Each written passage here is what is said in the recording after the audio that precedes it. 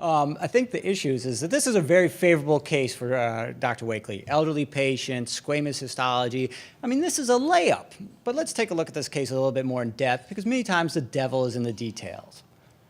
First of all, the question really is, how do we treat our elderly patients? And this has been an ongoing debate. And there was a phase 3 trial done in Europe that looked at patients 70 to 89, and they were randomized either to single-agent gemcitabine or vinorelbine, which was the standard arm, or carboplatin, and a weekly treatment, which was thought to be more gentle in this frail or elderly patient population.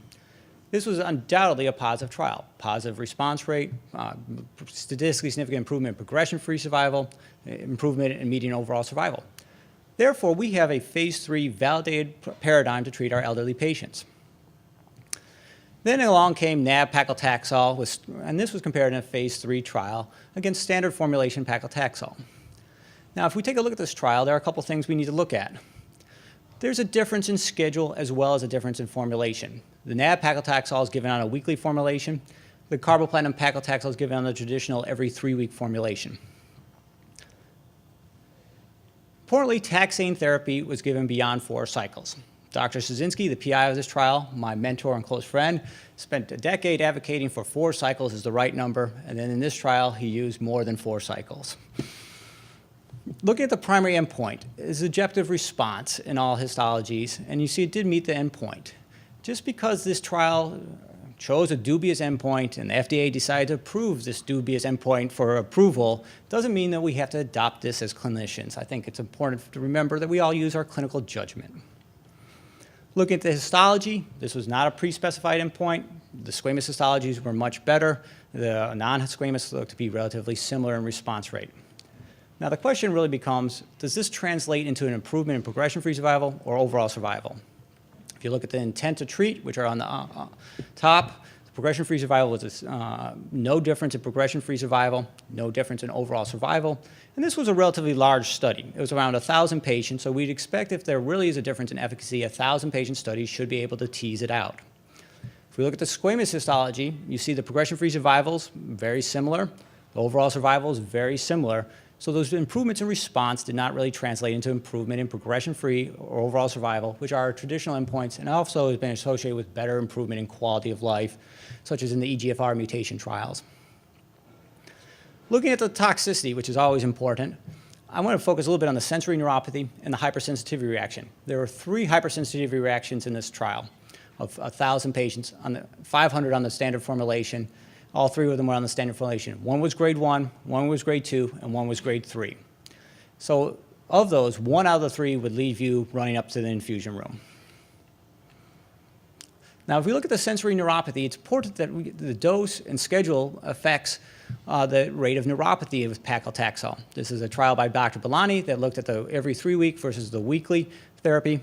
And what did we find on this trial? There was an improvement in response, very similar to the nab-paclitaxel. There was no improvement in time to tumor progression and no improvement in overall survival. If we look at the neuropathy, the every 3-week schedule also had more neuropathy, which was statistically significant. Also, I think when we look at the neuropathy data, it's important. We know that the rate of grade 2 to 4 neuropathy increases from around 19% on cycle 4 to around 43% on cycle 8. So how many of those episodes of neuropathy could have been mitigated by just stopping after 4 cycles? We don't know.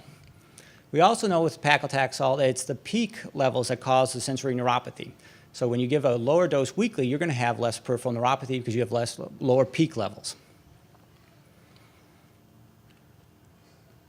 We are really unable to tell if the difference in sensory neuropathy is due to the formulation, the schedule, or what the impact the duration of therapy had on this. Now, this retrospective subset analysis has been investigated a great deal. It was very small, around 150 patients. Response rate was very similar. There's an improvement in progression-free survival 1 month, but we're led to believe that this 1 month improvement in progression-free survival led to a 9-month improvement in overall survival. I've never seen that in a lung cancer trial, and I would hazard that we've never really seen that in any oncology trial where a minimal improvement in progression-free survival results in a dramatic improvement in overall survival. And I dare you to find a trial that's improved in overall survival in lung cancer by 9 months. So our patient case, oncologist selects, am I supposed to say that? This might bias you all. Oncologist selects carboplatin weekly Taxol on a standard formulation. based on the phase 3 data in elderly patients, the benefit of the nab-paclitaxel on the squamous histology patients and the elderly patients really unplanned retrospective subset analysis, and there's really no biological rationale that's been convincing at this point. The toxicity benefit of nab-paclitaxel, I think, is really related to the schedule, as well as the sensory neuropathy can be monitored closely. I ask my patients every cycle you come in, are you having any numbness or tingling? I delay therapy if there is a grade 1 or grade 2 neuropathy, much the way ROM's trial does, ECOG 5508. And we manage the neuropathy by very diligent talking to our patients and assessing and dose reduction. Now, I think no one wants to talk about this issue, but I will.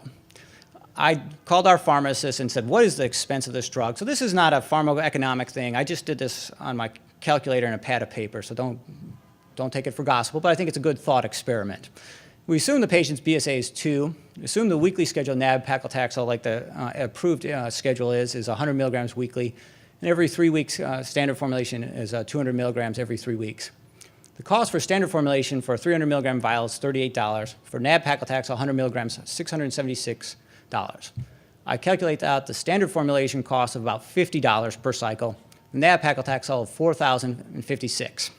And this doesn't include infusion charges, E&M visits, all the other apparatus that goes along with the patient visits. This is just the cost of acquiring the drugs.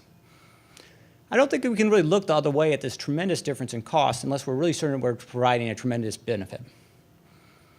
I would like to end with a quote from a man who's always ahead of the curve, a man whose very opinion states the standard of care, our very own Dr. Govindan. In 2006, going back to that famous year, he accurately described Abraxane as old wine in a new bottle, and this explains why Dr. Govindan's career has been on a great trajectory and mine has plateaued. Thanks for filling that paper. Thank you.